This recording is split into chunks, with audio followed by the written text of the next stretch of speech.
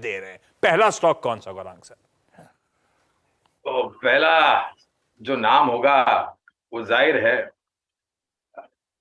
L&T, Larsen and Toubro.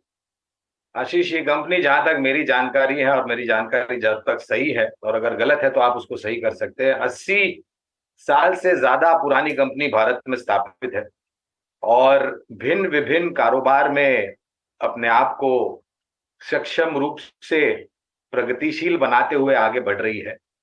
Balance sheet में चारों दिशा से नहीं, छहों दिशा से, आठों दिशा से योगदान आता है, क्योंकि इनके कारोबार इतने भिन्न भिन्न, विपरीत और अलग अलग है।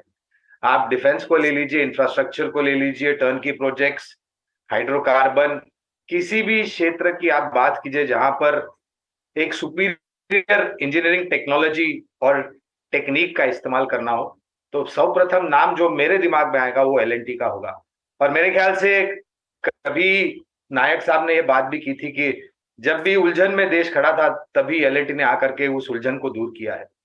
तो मेरे ख्याल से आपके कार्यक्रम की जो शीर्षक है उसको ध्यान से रखते हुए इससे बेहतरीन विकल्प मेरे ख्याल से नहीं हो सकता। तो पहला विकल्प होगा L&T, लार्सन एंड टोब्रो। बिल्कुल परफेक्ट फिट बैठती है हमारी थीम पे। L&T यानी कि लार्सन एंड टूब्रो, बिल्कुल सही। मेरे ख्याल से आजादी से 1 साल पहले 1946 में गठन हुआ था इस कंपनी का। 2 डैनिश इंजीनियर्स थे, सरनेम थे लार्सन और टूब्रो। तब से आज तक हिंदुस्तान में पैर जमाया, गजब का। और आज दुनिया की टॉप 5 कंस्ट्रक्शन मेजर्स में से एक आपकी स्क्रीन पर आज भी पसंद आती है। टारगेट्स आपकी स्क्रीन पर है, खरीदारी करने के बेहतरीन मौके। राजेश सर, ऐसा बेहतरीन एवरग्रीन स्टॉक आपके पास कौन सा, रामबाण कौन सा?